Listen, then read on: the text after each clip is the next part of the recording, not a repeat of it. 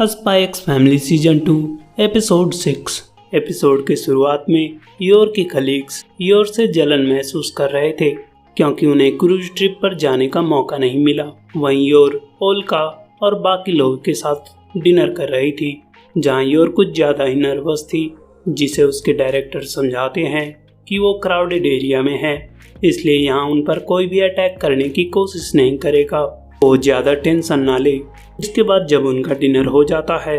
तो योर के डायरेक्टर उसे बता रहे थे कि जब वो ओल्का को उसके कमरे में छोड़ने जा रही हो तब वो इस बात का ध्यान रखे कि कोई उनका पीछा ना कर रहा हो, जिसका ध्यान रखते हुए योर ओल्का को लेकर उनके रूम में पहुंच जाती है, जहां वो इस बात को लेकर खुश थी कि आज का दिन बिना किसी खतरे के बीत गया। लेकिन फिर भी वो अपने गार्ड को डाउन नहीं करने वाली, जिसके साथ ही उसके मुताबिक उन पर हमला कल हो सकता है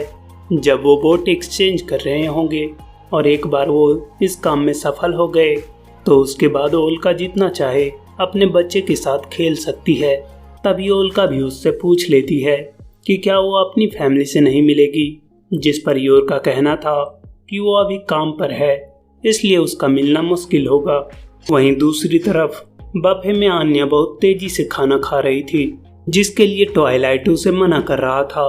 तभी उन्हें डाइनिंग टेबल पर योर की कमी महसूस होती है। वहीं योर का डायरेक्टर बाकी स्टाफ्स के साथ जाते हुए नोटिस करता है कि कोई उनका पीछा कर रहा है, इसलिए वो उन्हें कोई सामान भूलने का बहाना देकर चले जाते हैं और अगले ही पल वो उस एसेसिन के पीछे होते हैं। जहाँ जैसे ही वो उन्हें नोटिस करता है तभी वो उसके एक हाथ को तोड़कर उसके मुंह को बंद कर देते हैं और फिर वो पूछते हैं कि क्या उसे लियोनार्डो हार्पून ने भेजा है। इसका आंसर ना देने पर वो उसके दूसरे हाथ को भी तोड़ देते हैं और फिर वो उसे हर क्वेश्चन का जवाब हाँ या ना में देने को कहते हैं, जिससे अगर उसने इनकार किया तो वो उसके दोनों पैर को भी तोड़ देंगे। जिसके बाद उन्हें पता चलता है कि वो लियोनार्डो हार्पून के द्वारा भेजा गया था और उसके साथ कई लोग भी हैं जिनका जब वो नंबर जानना चाहते हैं तो एसेसिन का मुंह बंद होने के कारण वो जवाब नहीं दे पाता। तभी वो उसके दोनों पैर को भी तोड़ देते हैं। जिसके बाद वो बताता है कि उसका कोई साथी नहीं है, बल्कि वो इस बेसिस पर काम कर रहे हैं कि जो भी उनके टारगेट को पहले मारेगा उसे ही वो इनाम मिलेगा, और उन्हें कोई इंटेल भी भेज रहा है जिससे उन्हें पता है कि ओल्का वहाँ कौन से फेक नाम से रजिस्टर है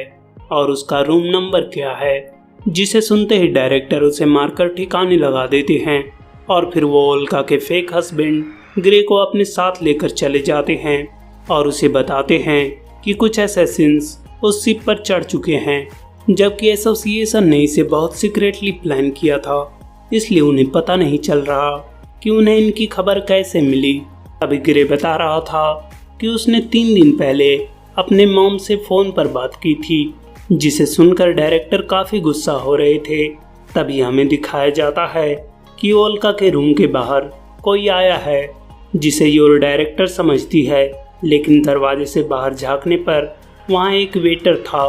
लेकिन ओल्का ने कोई ऑर्डर ही नहीं किया था।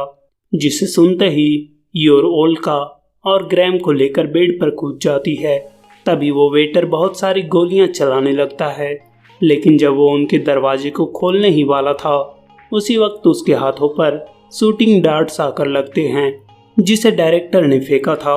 जिसके बाद वो एसेसिन उन डार्ट से छुटकारा पाकर डायरेक्टर पर हमला ही करने वाला था। तभी योर का चाकू उसके सर में लगता है और वो वहीं ख़त्म हो जाता है। जिसके बाद उनके डायरेक्टर उन बॉडीज़ को ठिकाने लगाने को कहते हैं और उन्हें दूसरे रूम में शिफ्ट करवा देते हैं, और वो योर को सलाह देते हैं कि वो जितना हो सके उतना कम फाइट करे, क्योंकि अगर वहाँ भगदड़ मच गई तो उस शिप को वापस मोड़ा जा सकता है। जिसके बाद इन्फॉर्मर एसेसिन्स को बता रहा था कि वो सब दूसरे रूम में मूव हो चुके हैं और उसके मुताबिक बच्चे को छोड़कर वो 3 लोग हैं, जिनमें से एक बॉडीगार्ड भी है। जिसे सुनकर वो एसेसिन थोड़ा सतर्क हो जाता है, क्योंकि अगर वो बॉडीगार्ड गार्डन से हुई तो वो सब अकेले उसे हैंडल नहीं कर सकते, इसलिए वो सजेस्ट करता है कि वो सब मिलकर काम करे। जिस पर एक एसेसिन का कहना था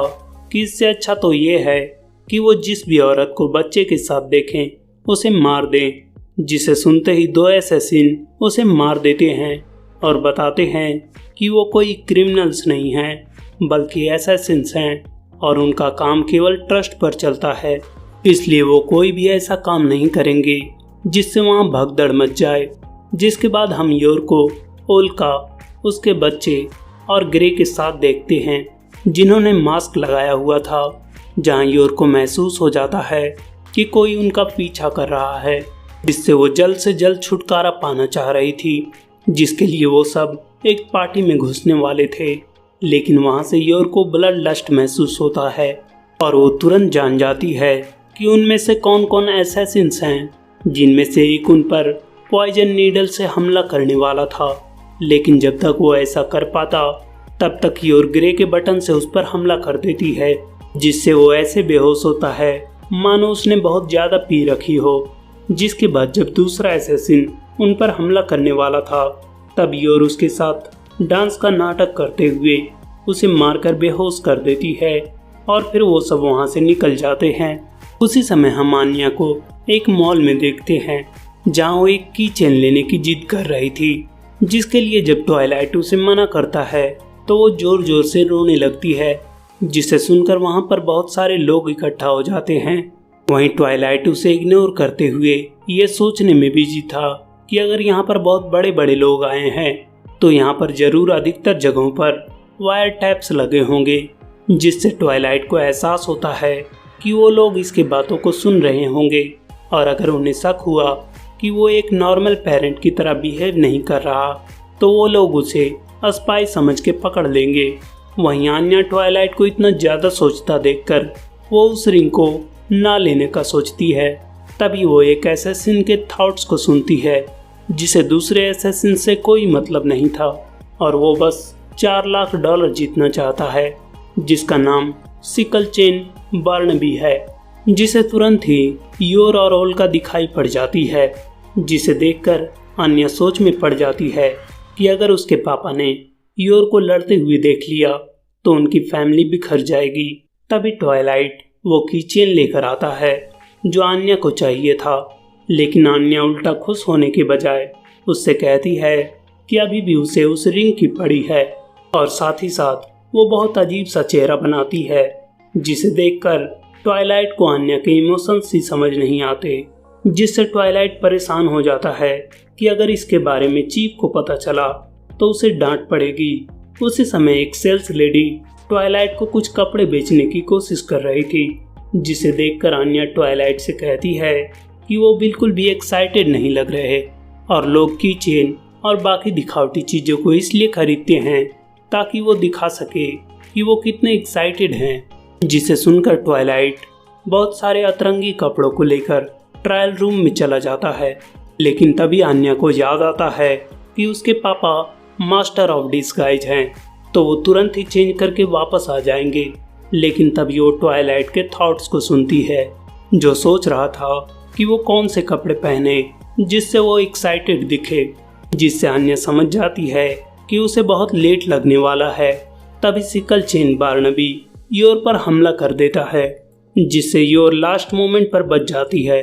जिससे योर काफ़ी हैरान थी क्योंकि वो लास्ट मोमेंट तक उसके ब्लड लस्ट को महसूस नहीं कर पाई थी, जिससे उसे समझ आ गया था कि वो कितना ज़्यादा ताकतवर है। और यहीं पर ये एपिसोड खत्म होता है। तो मिलते हैं नेक्स्ट एपिसोड में, तब तक के लिए like, share, comment and subscribe to my channel. Thank you.